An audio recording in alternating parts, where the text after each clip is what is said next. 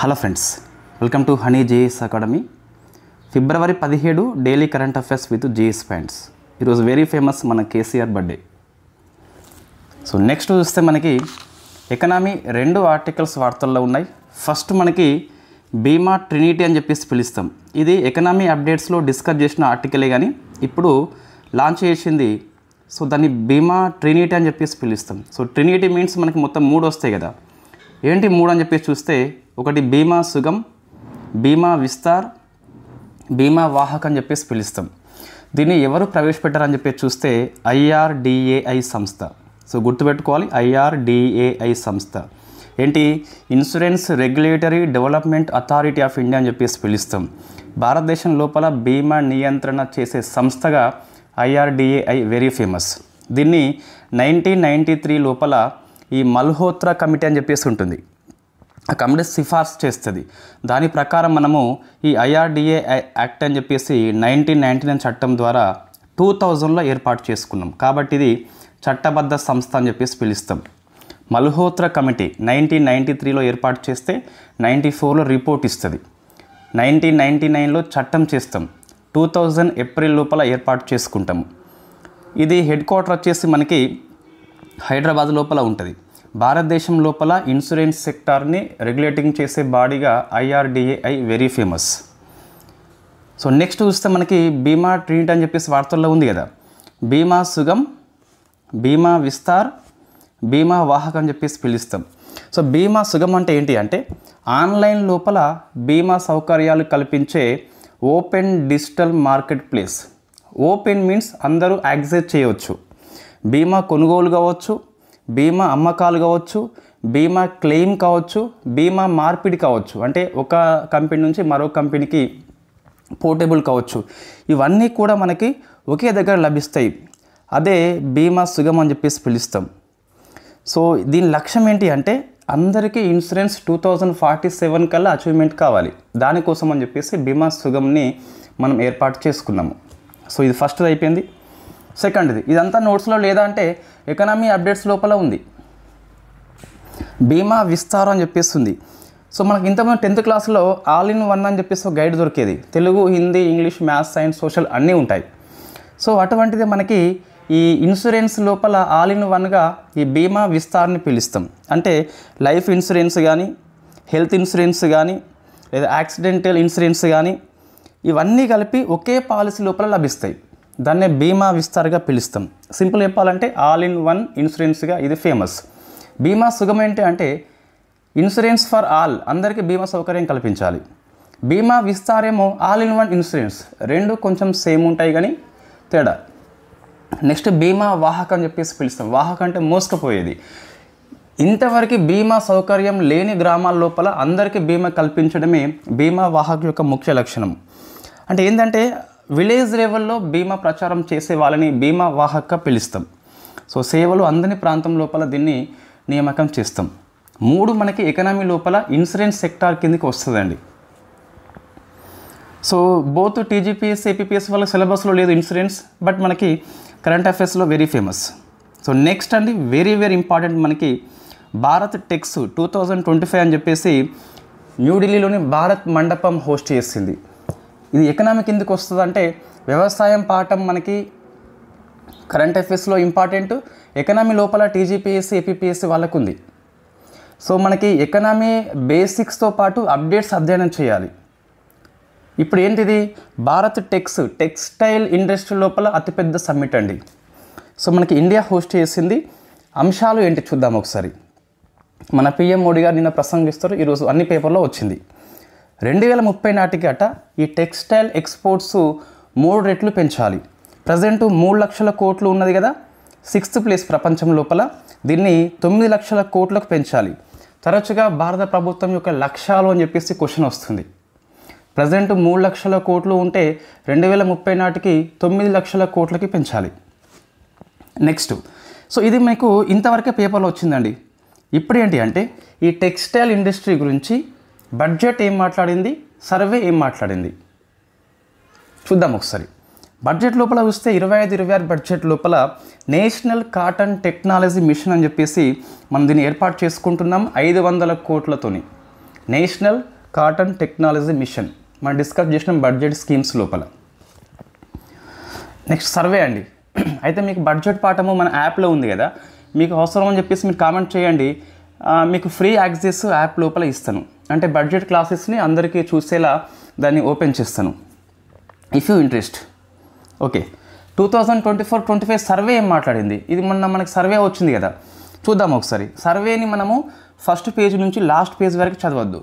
మనం మొన్న 2023-24 survey classes చేసి ఉన్నాం సో ఫ్రీగా, బట్ అది చాప్టర్ వైజ్ ఉంది. అట్లా కాకుండా అప్పుడు మన టైం లేకుండే, ఇప్పుడు టైం ఉంది కాబట్టి ఎకనామిక్ సిలబస్తోని సర్వేని మనము ఇంటర్లింక్ చేస్తాం. దీని ద్వారా మనకి భారంగా అనిపించదు, సర్వే తెలియకుండానే అయిపోతుంది. ఎకనామిక్ కోర్స్ మనకు అందుబాటులో ఉన్నది. సో మీకు బేసిక్స్ నుంచి అప్డేట్స్ వరకు అందులో ఎక్స్ప్లెయిన్ చేయడం జరుగుతుంది. సో ఏంటి ఇప్పుడు చూస్తే సర్వే ఏమంటుంది అంటే, మొత్తం జీడిపి లోపల టెక్స్టైల్ ఇండస్ట్రీ 2.3% కల్పిస్తుంది. ఈ ప్రశ్న వస్తుందండి కంపల్సరీ. అదే ఇండస్ట్రియల్ సెక్టార్ లోపల చూస్తే ఈ టెక్స్టైల్ ఇండస్ట్రీ వచ్చేసి 13% అండి. సో 13%. ఎక్స్పోర్ట్స్లో చూస్తే 12%, ఎగుమతుల్లో 12% టెక్స్టైల్ ఇండస్ట్రీ, పరిశ్రమల్లో 13% టెక్స్టైల్ ఇండస్ట్రీ, జీడిపిలో 2.3 అని చెప్పేస్తుంది. సో మీకు ఒకసారి చూస్తే 2.3, 13, 12 కంపల్సరీ గుర్తుపెట్టుకోవాలి. వ్యవసాయం తర్వాత భారతదేశం లోపల అత్యధిక ఉపాధి కల్పించేది ఈ టెక్స్టైల్ ఇండస్ట్రీ, సుమారుగా 45 మిలియన్ పీపుల్. ఈ అంకెలు మనవి కాదండి, సర్వేలు ఇచ్చారు కాబట్టి.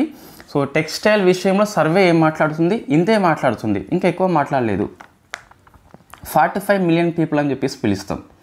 వ్యవసాయం ఎక్కువ ఉపాధి కల్పిస్తుంది, సెకండ్ ఉపాధి టెక్స్టైల్ ఇండస్ట్రీ అని చెప్పేసి పిలుస్తాం. ప్రశ్న వస్తుంది కంపల్సరీ. సో అవి మీకు ఎకనామీలో ఉన్న ఆర్టికల్స్ అండి. ఈ పేజీ మళ్ళీ వచ్చింది, సారీ. నెక్స్ట్ డిఫెన్స్ సెక్టార్ మనకి వార్తల్లో వచ్చింది.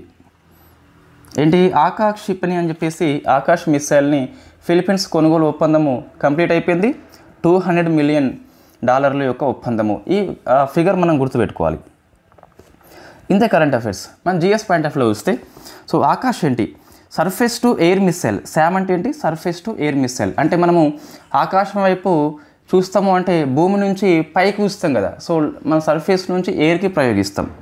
ఇది మీడియం రేంజ్ మిసైల్, మల్టిపుల్ టార్గెట్స్ని అచీవ్మెంట్ అయింది. సో మొన్న ఇప్పుడు 23rd ఇయర్లో అస్త్ర శక్తి అని చెప్పేసి ఈ సూర్యలంక లోపల జరిగింది. అక్కడ జరిగిన ఈ అస్త్ర శక్తి విన్యాసం లోపల మన ఆకాష్ మిసైలు ఒకేసారి 4 వైమానిక లక్ష్యాలను ఛేదించింది. ప్రపంచం లోపల వెరీ ఫస్ట్ టైం అండి. 23rd ఇయర్ అయినప్పటికీ 25, 26, 27 ఇయర్లో జరిగే అన్ని పరీక్షలకు కూడా ఇది ఫేమస్ కరెంట్ అఫైర్స్ అయిపోతుంది. ఎందుకు, రికార్డ్ కాబట్టి. మరి ఆకాష్ మిసైల్ మనకు హిస్టరీ చూస్తే 1983లో ఏపీజే అబ్దుల్ కలాం యొక్క ప్రోగ్రామ్ ఏంటి అంటే integrated guided missile development programme అని చెప్పేసి పిలుస్తాం. అందులో ఒక మిసైల్ ఆకాష్ అని చెప్పేసి ఉంటుంది. సో ఇండియన్ మిసైల్ మ్యాన్గా మనం అబ్దుల్ కలాంని కీర్తిస్తాం. ఆ అబ్దుల్ కలాం ఏమో టిప్పు సుల్తాన్ని కీర్తిస్తాడు. మనం హిస్టరీ లోపల డిస్కస్ చేసినాం ఆల్రెడీ. ఒక 2 విన్యాసాలు మనకి ఇప్పుడు వార్తల్లో వచ్చినాయండి. ఏంటి, ఒకటి కొమెడో ఎక్సర్సైజ్. ఇది మల్టీలాటరల్ అంటే బహుళ దేశాలు హాజరవుతున్న నెవీ విన్యాసము. దీన్ని బాలి అనే ప్రాంతం లోపల ఇండోనేషియా నెవీ కండక్ట్ చేస్తుంది. సో మనం కూడా హాజరవుతున్నాం.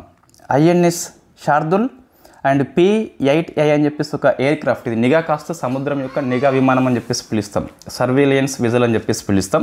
సో ఇది 2 మనకి హాజరవుతున్నాయి. నెక్స్ట్ చూస్తే ఎక్సర్సైజ్ ధర్మ గార్డియన్. ఇది జపాన్ మరియు ఇండియా మధ్య జరిగే ఉమ్మడి సైనిక విన్యాసము, ద్వైవార్షికము అంటే 2 ఏళ్లకు ఒకసారి కండక్ట్ చేస్తాం. ఈసారి హోస్ట్ చేసేది మౌంట్ ఫుజీ, వెరీ ఫేమస్. ఇది క్రియాశీల అగ్నిపర్వతము, వరల్డ్ హెరిటేజ్ సెంటర్ కూడా ఇది నమోదైంది. ఇది 2 కరెంట్ అఫైర్స్ విన్యాసాలు వెరీ ఫేమస్.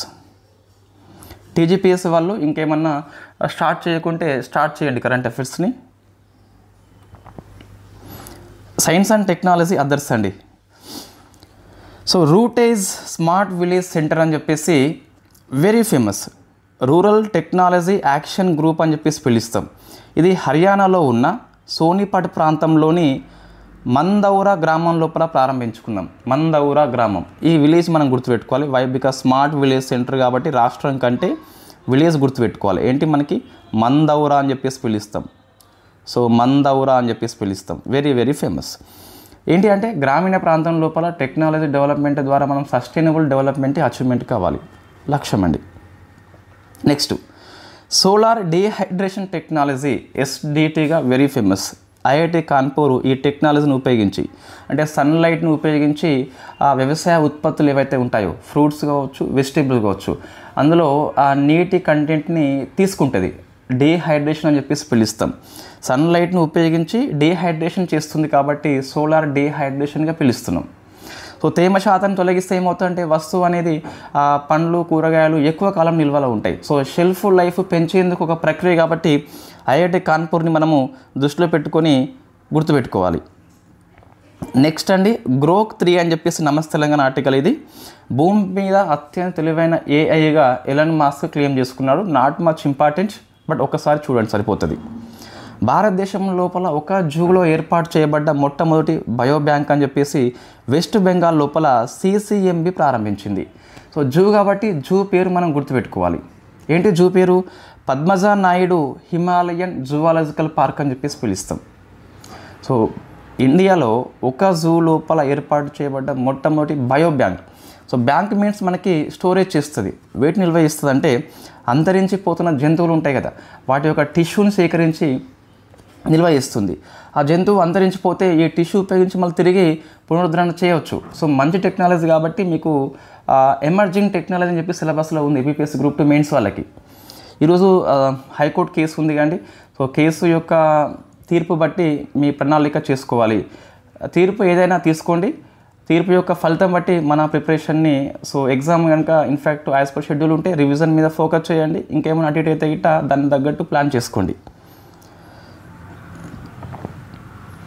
మనం ఎస్ఎన్టీ మీద ఈ అప్డేట్స్ అని చెప్పేసి చాలా క్లాసెస్ చేసి ఉన్నామండి.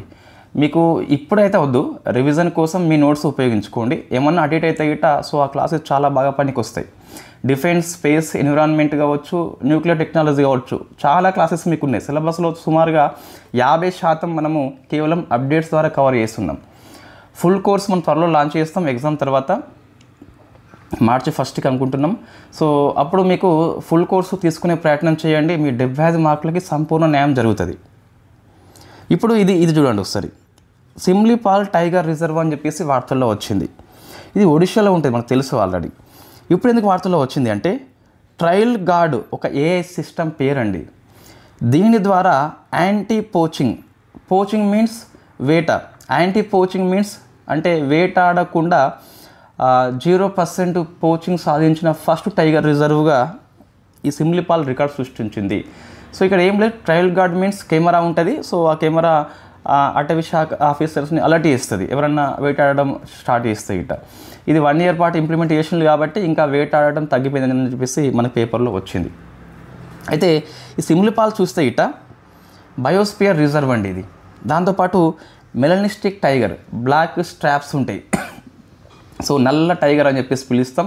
ఇండియా లోపల ఈ బ్లాక్ టైగర్ కలిగిన ఏకైక టైగర్ రిజర్వ్ సిమ్లీపాల్ అని చెప్పేసి పిలుస్తాం. అచ్చా, ఇంకోటి మీకు బిత్తరగామ అని చెప్పేసి ఇంకో జాతీయ పార్క్ ఉంటుంది. ఒడిషా మనము అంతకుముందు ఒరిస్సా అని చెప్పేసి ఉండే, ఈ ఒరిస్సాని మనము ఒడిషాగా మార్చినాం. సో పేరు మార్చడంతో ఈ బిత్తర పోయి స్లిమ్గా అయిపోయింది. అట్లా మనం బిత్తరగామ అని చెప్పేసి గుర్తుపెట్టుకోవచ్చు. నెక్స్ట్ ఆర్ట్ అండ్ కల్చర్ అండి. ఇది ఎప్పుడు మనకి ప్రతి ఇయర్ వార్తల్లో వస్తుంది. ఆది మహోత్సవం అని చెప్పేసి పిలుస్తాం, ఒక ట్రైబల్ ఫెస్టివల్ ఇది. దీన్ని రాష్ట్రపతి గారు స్టార్ట్ చేసిండ్రు ఇక్కడ న్యూఢిల్లీలోని మేజర్ ధ్యాన్ చంద్ స్టేడియం లోపల. ఉద్దేశం ఏంటి అంటే గిరిజన కళాకారుల యొక్క వారసత్వాన్ని, వాళ్ళ కళలను ఇక్కడ ఎగ్జిబిట్ చేస్తారన్నట్టు. సో దాన్ని ఎవరైనా వచ్చి కొనుక్కోవచ్చు కాబట్టి ఎకనామీ ఎంపవర్మెంట్ కూడా కల్పిస్తారు వాళ్ళకి. గిరిజన మినిస్టర్ దీన్ని కండక్ట్ చేస్తుంది. తర్వాత స్పోర్ట్స్ మనకి వార్తల్లో ఉన్నాయండి, very very famous sports. Asia winter games మనకి ముగిసిపోయినాయి కాబట్టి ఇది 9th ఎడిషన్ అండి. 10th edition Saudi Arabia host చేస్తుంది. అది పశ్చిమ ఆసియా లోపల ఫస్ట్ కంట్రీగా very famous. So China host చేసింది. మస్కట్ ఏంటంటే మనకు బిన్ అండ్ నిని, ఇవి 2 టైగర్స్ పేరండి మస్కట్. సారీ, మోటో ఏంటి అంటే dream of winter, love among Asia అని చెప్పేసి, అంటే ఆసియాలో ప్రేమ అని చెప్పేసి మనము ఇది మోటో తీసుకోవడం జరిగింది. సో ఫస్ట్ ఎవరు వచ్చారంటే China, second republic of Korea. చాలామందికి ఈ కొరియా విషయంలో డౌట్ ఉంటుంది. సో రిపబ్లిక్ ఆఫ్ కొరియా అంటే మనకు సౌత్ కొరియాగా పిలుస్తాం. అదే డెమోక్రటిక్ రిపబ్లిక్ ఆఫ్ కొరియా అని చెప్పేసి పిలిస్తే దీన్ని మనము నార్త్ కొరియా అని చెప్పేసి పిలుస్తాం. థర్డ్ ర్యాంక్ వచ్చేసి జపాన్ అండి. ఇండియా 59 మంది పేర్లు, ఏ ఒక్క పథకం అయితే మనకి రాలేదు.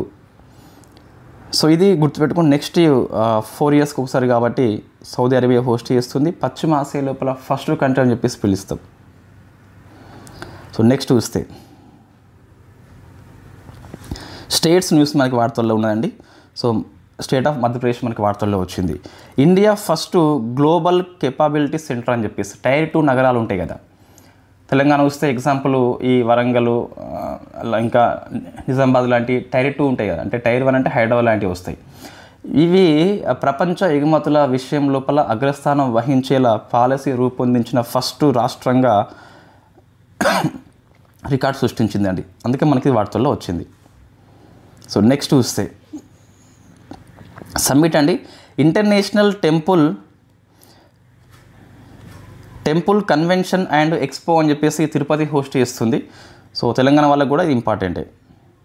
బుక్స్ అండి, మాండ్వే టు మస్కట్ అని చెప్పేసి ఈ ఒమన్ లోపల ఇండియా యొక్క హిస్టరీ అని చెప్పేసి ఈ పుస్తకాన్ని జయశంకర్ గారు ఆవిష్కరణ చేయడం జరిగింది. పర్సన్స్ మనకి ప్రవింద్ జగన్నాథ్, ఈ మారిషస్ యొక్క మాజీ ప్రధాని, మన పిఎం మోడీకి వెరీ క్లోజ్ ఫ్రెండ్, అరెస్ట్ అయ్యిండు. కారణం ఏంటంటే ఈ నగదు అక్రమ చెలామణి కేసు అని చెప్పేసి. ఏవి వాళ్ళకి ఈరోజు కరెంట్ అఫైర్స్లో ఏమి లేవు. సో తెలంగాణ చూస్తే వికారాబాద్, సో అందులో కంకల్ గ్రామం అని చెప్పేసి వార్తల్లో వచ్చింది. కళ్యాణ చాళుక్యుల శాసనాలు దొరికినాయండి. కాబట్టి మనకి ఈ ప్రాంతం పేరు గుర్తుపెట్టుకోవాలి. ఒక పుస్తకం వార్తల్లో ఉంది, మన సీఎం రేవంత్ రెడ్డి గారు ఆవిష్కరణ చేయడం జరిగింది. Life of Karmayogi memoir of A civil servant, ఇది గోపాలకృష్ణ నాయుడు యొక్క బయోగ్రఫీ అండి. నెక్స్ట్ షీల్డ్ 25 అని చెప్పేసి నిన్న స్టార్ట్ అయింది. So cyber security bureau conduct చేసింది. హైదరాబాద్లో ఉన్న HACC అని చెప్పేసి హోస్ట్ చేసింది. ఈ సైబర్ సెక్యూరిటీ విషయం లోపల ఇది ఒక సమ్మిట్ మనకి. ఇవి కరెంట్ అఫైర్స్ అండి. కరెంట్ అఫైర్స్ విషయం లోపల హిందూ ఎక్స్ప్రెస్, ఈనాడు, PIB ఆధారంగా సమగ్రం కరెంట్ అఫైర్స్ మనం అందిస్తున్నాం ఉచితంగా యూట్యూబ్ లోపల. మీరు నోట్స్ రాసుకోవచ్చు. కరెంట్ అఫైర్స్ మ్యాగజైన్ మాత్రం మనం యాప్లో అప్లోడ్ చేస్తున్నాము. సో దాన్ని DTP చేసే ప్రక్రియ స్టార్ట్ కాబోతుంది. ఈ APPSC Group 2 ఆస్పిరెంట్ ఒక ఫ్రెండు చాలా మంచిగా చేస్తా అని చెప్పేసి చెప్పడం జరిగింది. ఒక శాంపుల్ కాపీ మీకు గ్రూప్లో పెట్టేసిన. సో అదేవిధంగా నోట్స్ అయితే ఉంటుంది. మ్యాగజైన్ కావాలంటే మీరు ఎవరన్నా, సో 249 రూపీస్కి 1 ఇయర్ పాటు లైఫ్ టైం వ్యాలిడిటీతో ఈ మ్యాగజైన్స్ అయితే మనం అందిస్తాము. 3 మంత్స్కి ఒకసారి current affairs subject wise revision అని చెప్పేసి అందులో క్లాసెస్ అప్లోడ్ చేయబడతాయి. దాంతోపాటు నోట్స్ కూడా అప్లోడ్ చేస్తాం చాప్టర్ వైజు. సో పాలిటీ ఉందనుకోండి, 3 మంత్స్ అయిపోతుంది కదా, జనవరి, ఫిబ్రవరి, మార్చ్ అయిపోయిన తర్వాత 3 మంత్స్ది రాజ్యాంగ ప్రవేశిక కాంచి మనము పాలిటీ చివరి వరకు యాజ్ పర్ సిలబస్ ప్రకారం మన అప్డేట్స్ని సో క్లాస్ అండ్ నోట్స్ ఇస్తాం. ఎకనామీ అదేవిధంగా ఇస్తాం. సో సైన్స్ అండ్ టెక్నాలజీ ఇస్తాము. తర్వాత ఇతర అవార్డ్స్, సమ్మిట్స్ అన్నీ కూడా 3 మంత్స్కి ఒకసారి రివ్యూ చేస్తాం మనం. అప్పుడు ఏమవుతుందంటే ఒక దగ్గర ఉంటాయి కాబట్టి సిలబస్లో ఉన్న GS పాయింట్స్ కవర్ అవుతాయి, కరెంట్ అఫైర్స్ కవర్ అవుతుంది. So thank you very much.